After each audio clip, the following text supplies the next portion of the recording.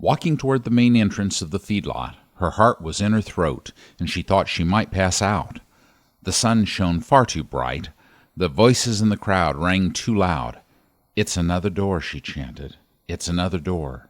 She was 24, a grad student, and trying to get her thesis approved. She also had autism.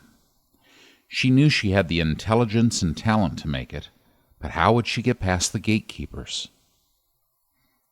Hi, I'm Garvin DeShazer, and this is your Daily Inspiration.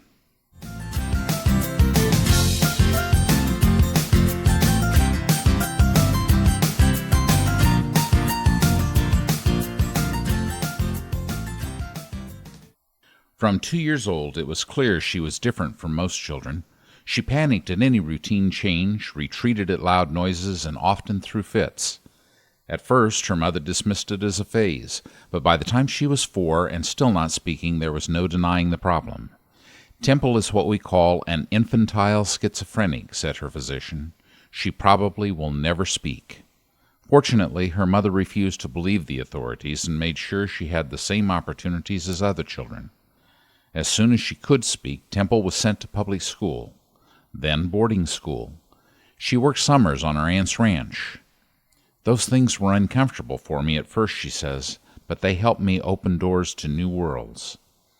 It was at boarding school that Temple Grandin discovered she had a rare visual mind, an ability to perfectly bring to memory everything she had ever seen. She also had an intuition to spot details that others missed.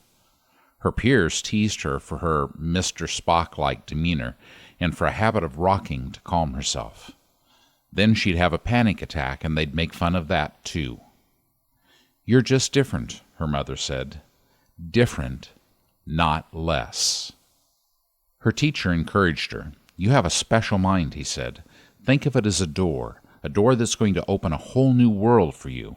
All you need to do is decide to go through it." She took his words to heart. She went to college, then grad school. She had discovered at her aunt's ranch that she had a unique insight into animals. She saw why cows moved as they did, what their moos meant, what calms them. Soon she realized that her observations could be channeled to design gentler, more humane structures for cattle. Those around her laughed at her ideas. "What a nut job," they said. But she knew she was onto something. She went to her professor at Arizona State University for approval.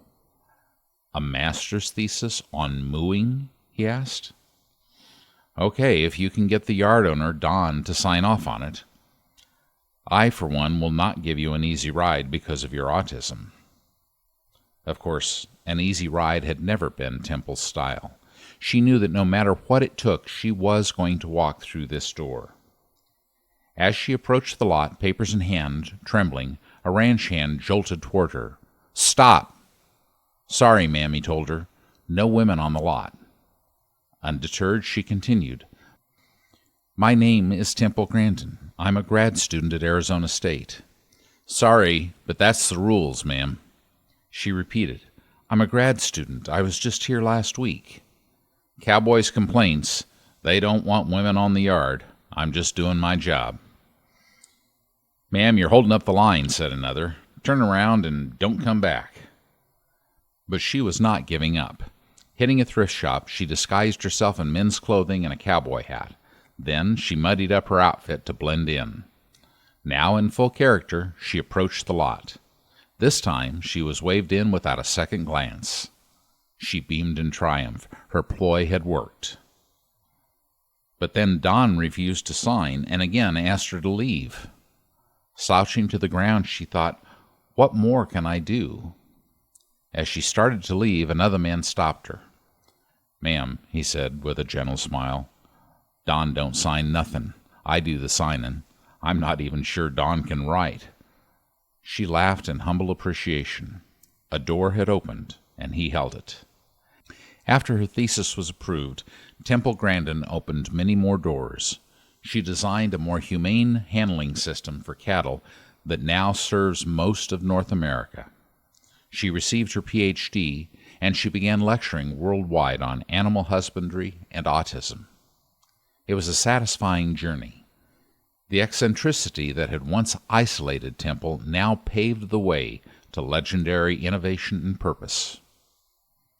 How did Temple Grandin change from autistic mute to successful inventor, best-selling author, and prized lecturer? She first identified a dream. She then courageously persisted in steps to reach that dream.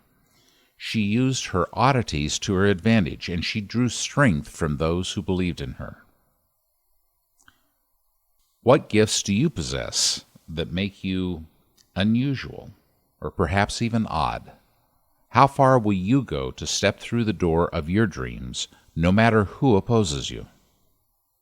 Are you willing to affirm, "I am different, not less," and walk through that door today?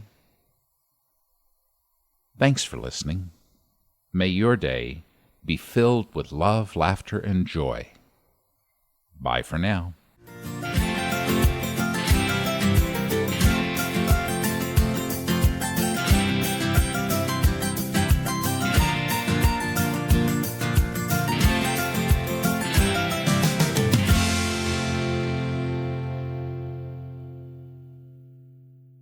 Hi, this is Scott, producer for the Daily Inspirations podcast. We hope you're enjoying these stories, and if you'd like more inspiration in your life, visit mydailyim.com. You can find weekend blog posts, sign up for our email update list, and you can let us know about an inspirational story you'd like us to cover. Or just say hi. We'd love to hear from you.